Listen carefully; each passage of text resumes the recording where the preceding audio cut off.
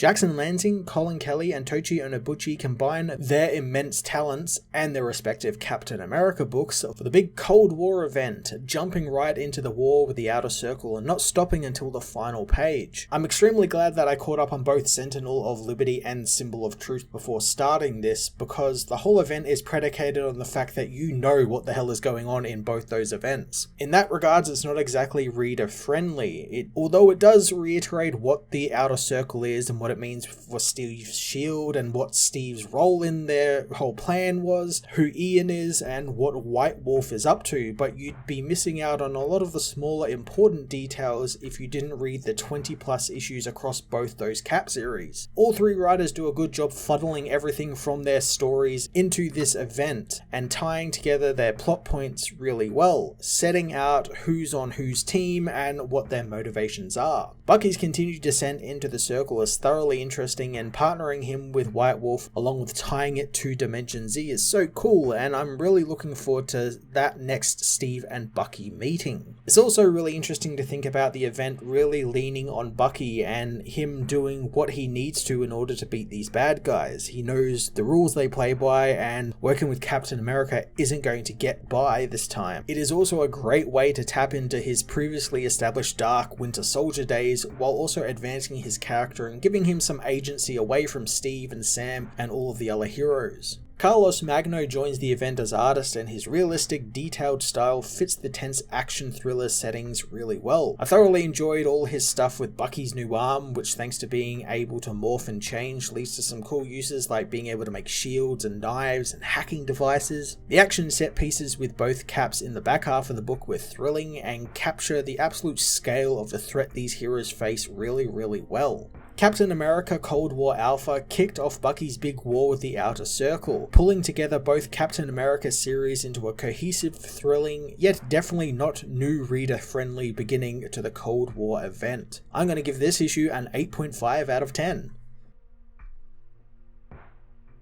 Captain America Cold War Alpha finds the imprisoned White Wolf telling Bucky that they are very much the same. The revolution calls in a chemical attack on the Hague, as Hunter explains that they both are replacements for their brothers and their assassins, but the one difference is, he's a king and Bucky is a pawn. Bucky appears, telling him that he's not anymore since he's learned how the game is played and White Wolf is a rook at best. Bucky uses his new arm to hack into the Wolf's prison controls, overriding the systems, as White Wolf reveals that he wasn't really imprisoned since he paid off all of the guards 10 times over. He whips some hidden knives at Bucky, who blocks them with his shield arm, as he tells Hunter he's not trying to kill him. The man doesn't believe him one bit, hiding in the far end of the room as Bucky tells the villain that he disgusts him since he's done nothing but try and destroy Black Panther and Wakanda, but he has something he needs. Bucky reveals that Hunter has a transmitter and codes for it, and he wants them. White Wolf wants to negotiate for more than what he is offered, wanting some of Bucky's new Outer Circle tech and a throne to sit on. Bucky agrees to the terms with White Wolf, as in New York, Steve catches up with his son Ian, apologizing for not knowing he was alive, since while they looked everywhere after Zemo's base blew up, they found nothing. Ian doesn't blame his father one bit, knowing that he's been out there fighting Zola's mistakes, and he even teamed with Sam in Mohanda. Ian is worried about his father though, since he heard Bucky is gone and Roger Aubrey died, which is a lot of tragedy even for someone like Steve Rogers. Steve knows that Bucky is doing what he thinks is right by tearing the circle down from the inside, and Ian should know how hard it can be, since when he destroyed his father's control systems in Dimension Z, he was freed. Ian reminds Steve that Arnim Zola is not his father, he was just the monster who created him. He tells his father that whenever he is in the room, people try and be the best self they can, but they have to find their own way in their own time, just like he did as Nomad. Steve suddenly tells his son to get behind his shield, since he knows Diana, the pub owner, opens the pub every morning and never leaves the grill, but now they are alone, so something is up. Suddenly the bar is blown up by Peggy, who grabs the unconscious Ian and tells Steve that Revolution sends his regards. Steve asks his supposed friend why she's doing this, and Peggy reveals that she is a Starpoint and always has been. She warns Steve not to follow them since he wouldn't like what's on the other side of the portal she opens. Peggy and Ian jump away through the portal as Steve calls Sam, telling him that they have a problem. 4 hours later, Sam meets with Misty and Sharon, glad to see his friends. Misty begins flirting with Sam a little, but Sam doesn't think this will be much of a date and more of a world-threatening emergency as he meets with Steve. Steve tells Cap to begin the meeting, learning that the Hague was evacuated that morning thanks to a chemical attack and the White Wolf of Wakanda used the chaos to escape. Steve tells him in that hour as well, Ian was kidnapped off the streets of Manhattan by Peggy Carter. Misty is surprised to learn that the Dryad is behind this, and Sharon thinks that Peggy has gone rogue and she got Roger Aubrey killed and didn't tell any of the Daughters of Liberty. Steve tells them that they used a Zola gate to escape and they only go to Dimension Z. Sam reveals that that's not the only connection, since White Wolf has used that portal technology in the past as well, but someone else is pulling his strings. Steve knows exactly who it is, telling Sam that Bucky has gone rogue. He tells Sam and his team all about the Outer Circle and how Bucky has joined them and become the new Revolution, allying himself with villains and monsters, and now he's using Ian. Misty assures Steve that they will help him get Ian back, using the aberrant crime satellites to track the portal's energy signatures, which her people thought might have been scrolls thanks to the shape of the sighting they saw, but she guesses it's the Outer Circle running war games in Alaska. Sharon isn't too happy since she spent 6 months up there cleaning out Alaska's militia problem, but she obviously wasn't breaking them up, more like scattering them to the wind so the Outer Circle could come in and make an army made up of the worst out of them. She knows that this is the perfect target for Bucky and his Zola portals, so Steve tells the team to move out. Sam tells him to take a beat and think about this, since Bucky isn't stupid and he knows that they are coming, and how does he know that he won't just kill Ian the minute Steve arrives? Steve knows that he won't, but Sam knows it's because that his friend has hope, and he wants to believe along with his friend. But the Outer Circle don't let you just sit at the table unless you are willing to play their game. Ian meanwhile is subject to torture by Peggy, who apologizes since she suspects he deserves better than this. White Wolf and Bucky arrive, continuing the torture as Bucky takes some of Ian's blood, revealing that Steve and his friends will be on their way soon. Bucky puts the blood through a machine which creates a green genetic cocktail for White Wolf, who drinks the liquid, told that Bucky always keeps his promise. Hunter tells Ian that he had no idea of the command codes he carried in his DNA for years, and now he has no idea what he just lost. Hunter reveals that they are in Dimension Z, and now he is the supreme ruler of it all. Bucky assures Frox that Zola's blood flows through their new master, so now he will fulfill his bargain. Hunter orders the being to herald his coming and to sharpen his blades, since Dimension Z is going to war. In Alaska, Steve and Sam's team watch the militias battle one another below as the Shadow Capital arrives above. Steve tells the team of the Tithed, the Outer Circle's main soldier army, and what they are actually watching is the Circle creating its next combined forces from these militia. Misty feels something coming as the ice breaks beneath them and they spill out onto the battlefield below. Steve knows that they are vastly outnumbered, wanting to get to higher ground, as Sam reminds him that they are on a mountaintop and they can't go any higher than this. One of the militia members gets the drop on Misty, shooting at her, but Sam blocks the bullets with his shield, telling the man not to shoot his girl. Misty takes the man down as the soldiers overwhelm Steve, but he manages to throw the men off, telling them that no number of soldiers will keep him from his son. More soldiers come for them as Misty gets an idea, telling the team that she and Sharon will leapfrog over to the cliff and Steve and Sam will hit the ground where they are as hard as they can. Sharon loves how crazy Misty is, jumping alongside Misty to the cliff as Sam and Steve strike the ground beneath them with their shields, causing a massive avalanche to bury the militia soldiers. Sam grabs Steve and flies him to safety, but the team are soon confronted by the monsters of Dimension Z. Steve and Sam notice the symbols on their armor of that of the White Wolf and the Winter Soldier, knowing that they are flipping the table and they are too late. Hunter meanwhile tells Bucky that he should be happy, since if he's going to operate from the shadows, he should try and enjoy this, since this is the fun part. Bucky doesn't find anything fun about this, and it's all about the future, and they are crashing the only game that has ever mattered, and it's going to cost him the lives of his friends. He does know though that while he won't be smiling when both Captain Americas are dead, he will be winning.